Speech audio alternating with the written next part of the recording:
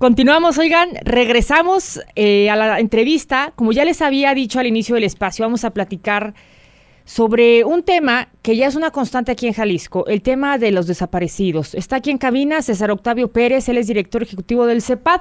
Les decía que es el Centro de Justicia para la Paz y el Desarrollo aquí en Jalisco. Bienvenido, muy buenos días. Gracias, Pati, buenos días. Y sí, lamentablemente, desde hace más de 12 años estamos viviendo una tragedia humanitaria en el Estado. Más de 12 años, 12. ¿No? Desde el sexenio de Felipe Calderón. Uh-huh.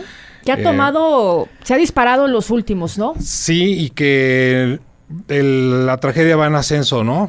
Es decir, todos los días se viven más tragedias en familias mexicanas y que pues se necesita que nos digan la verdad y que se haga justicia tanto para las personas que tienen el derecho a ser buscadas, como el derecho a las familias a la verdad y a la justicia. Que es la constante de las familias, justamente, de los colectivos que tenemos aquí en el Estado y en otros, pero hablando específicamente de Jalisco, el lunes pasado el gobierno presentó la segunda etapa, ¿no?, de esta estrategia que se llama Estamos Buscando. Y bueno, al ver todas estas acciones que tiene el gobierno estatal, viéndolo desde el CEPAD y desde la labor, el acompañamiento que han dado a las familias, ¿cómo ven esta parte y las acciones que están tomando? ¿Ven que ya el gobierno se toma en serio la búsqueda de las personas o todavía son medidas que se quedan muy por encima? ¿Cómo ven ustedes esto? Sí, definitivamente vamos tarde en todo, ¿no? Uh-huh. Digamos que se da un paso importante, y también es importante que como sociedad reflexionemos que este fenómeno criminal pues tiene muchos años y que la parálisis del Estado, la indolencia, la incapacidad, pues ha permitido que lleguemos a un estado de cosas, como las de, por ejemplo, recibir, según cifras del propio gobierno del Estado, 13 desapariciones diarias, ¿no? 13 diarias. 13 diarias. Entonces, pues bueno, llega este paquete legislativo que pues debió haber llegado hace muchísimos años. Uh-huh. Y que sin embargo, pues bueno, llega y ahora nos dice el gobernador del estado que estos paquetes fueron trabajados con 2 colectivos. Uh-huh. y con expertos, no dice quiénes, pero lo importante es que ya los tienen y lo pasan al Congreso del Estado.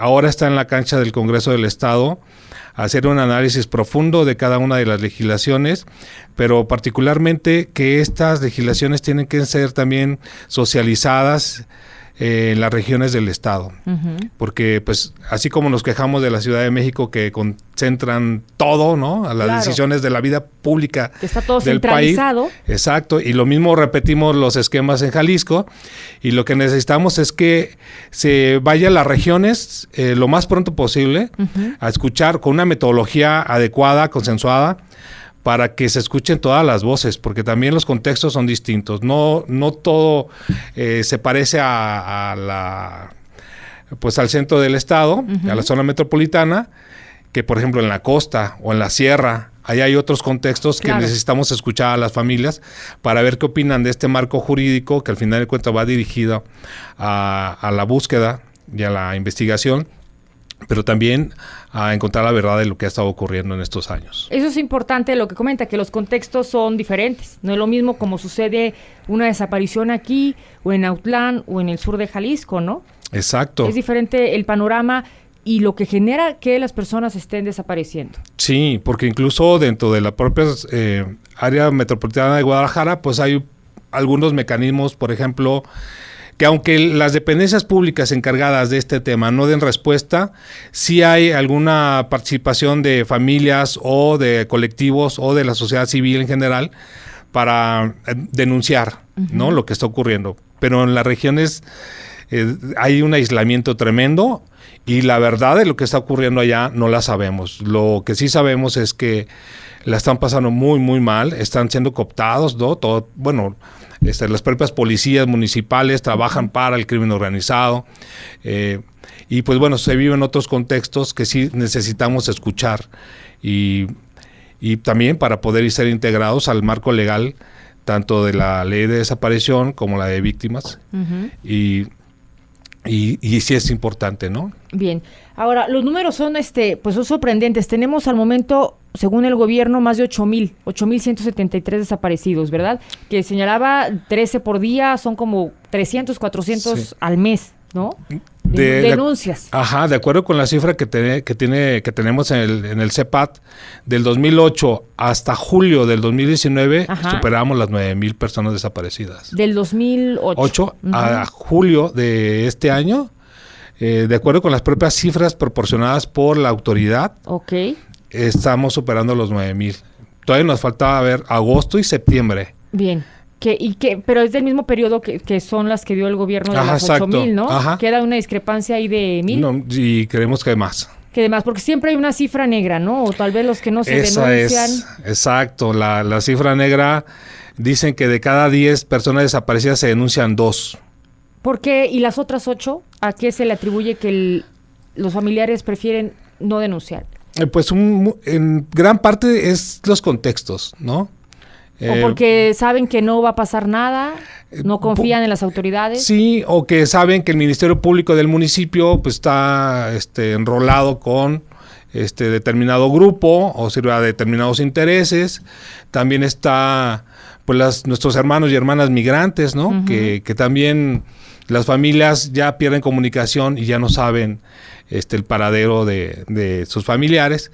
Y también amenazas, ¿no? Hay personas que dicen, yo no denuncio porque me amenazaron.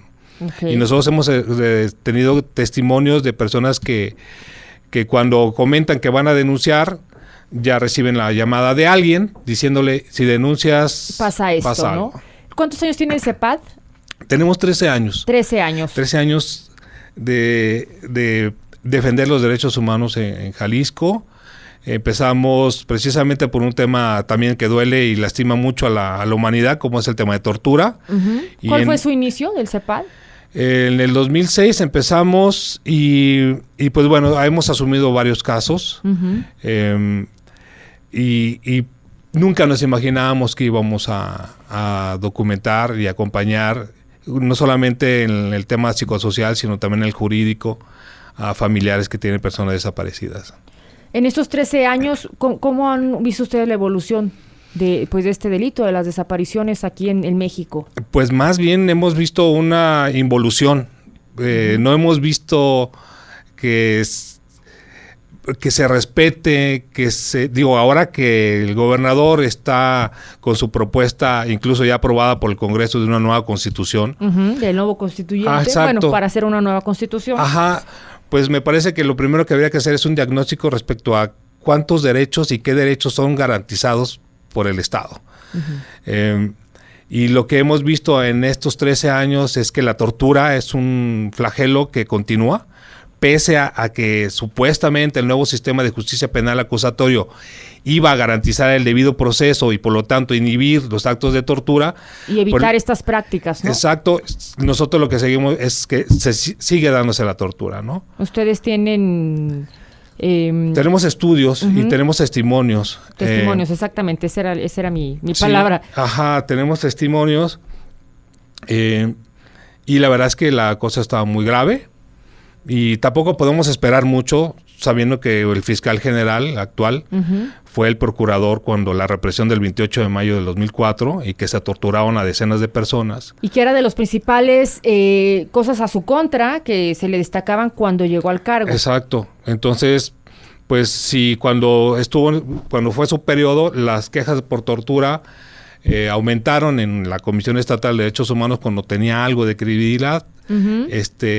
Pues bueno, no nos garantiza que esa práctica no siga, ¿no? Bien, ustedes pues están trabajando siempre en pro de los derechos humanos. ¿Cómo ven la posición y ahora sí que el acompañamiento o el papel de la Comisión Estatal de los Derechos Humanos en Jalisco en desapariciones, sobre todo, que es el tema que ahorita hablamos, pero también en general?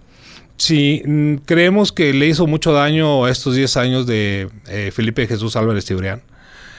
Vimos mucha complicidad con el Estado. Esta etapa yo creo que algún día, igual que lo que ha hecho el gobierno de Jalisco durante estos años, algún día se va a saber la verdad, ¿no? De tantas violaciones y tantas complicidades e indolencias. Y me parece que en este periodo, pues le hace falta a la Comisión hacer el trabajo que la Constitución le mandata, ¿no? Uh-huh. Si bien es cierto que han emitido recomendaciones importantes en el tema de desaparición, sí creemos que ha estado prácticamente sin aparecer y sin dar respuesta a familiares, ¿no? Teniendo en consideración que todos los días se les violentan los derechos humanos y que no había una posición fuerte y contundente respecto a este tema. Y ahora, una recomendación, no sé ustedes cómo la vean, pero de repente siento que la sociedad percibe que una recomendación pues nada más es eso y no va más allá. Digo, ¿para qué nos sirve tanto una recomendación si tal vez no se va a ver, la gente no va a notar la fuerza de la recomendación si es que la tiene? Sí, no, y es una realidad. La recomendación es, digamos que es la parte final de toda una investigación, de todo, de recabar pruebas. O sea, que le recomienda a las autoridades hagan esto, ajá, hagan algo. Y se supone, porque no lo vemos en la vida de los hechos, es que una recomendación, por ejemplo, por tortura o por discriminación, lo que sea, es suficiente para que la autoridad tenga que hacer o dejar de hacer o generar políticas públicas o legislaciones o reglamentos u obras para evitar que se sigan cometiendo violaciones a los derechos humanos.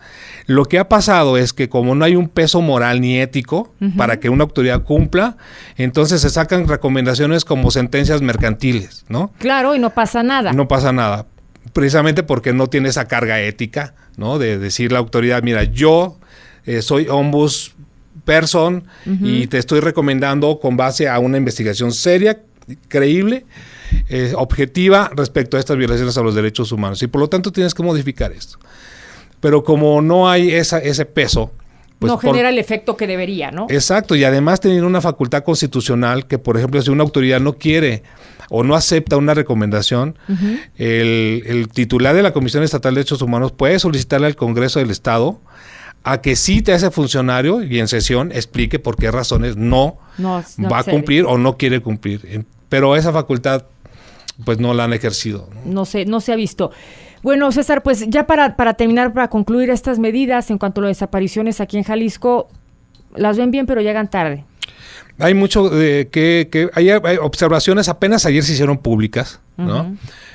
También faltó como socializar más, si no querían participación de la sociedad civil, por lo menos debieron haberla informado.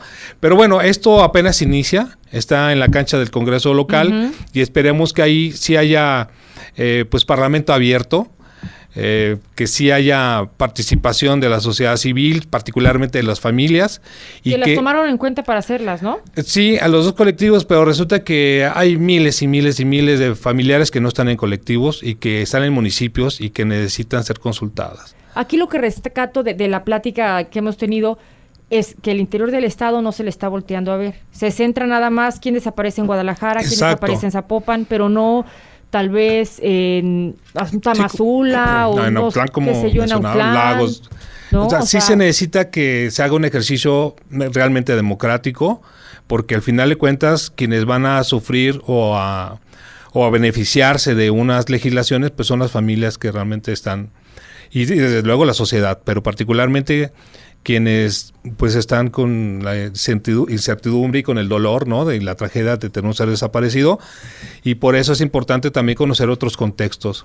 O sea, una oficina operativa aquí de implementación, pues a lo mejor necesita otro tipo de condiciones en alguna región, ¿no? En la costa, por ejemplo. ¿En ninguna región hay, en este caso, oficinas operativas para atender este tema?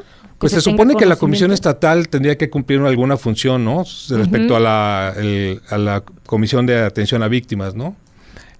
Pero pues el problema que al menos en este cuerpo de leyes observamos es el tema de coordinación. O sea, hace falta, pero eso será parte del análisis que hagamos dentro de la organización para poder hacer algún tipo de propuestas, pero lo que sí nos interesa es que lo más pronto posible se establezcan metodologías o algún tipo de procedimiento para que sean escuchadas todas las voces. Claro, hay que incluirlas a todas porque son diferentes panoramas, como comentabas. Gracias, César, muy amable por venir a cabina. No, al contrario, Pati, por la invitación. Muchas gracias. Es César Octavio Pérez, director ejecutivo del CEPAD, Centro de Justicia para la Paz y el Desarrollo. En diferentes ocasiones ya habíamos platicado con él, pero por vía telefónica y bueno, pues ahorita ya en cabina. Vamos a más información.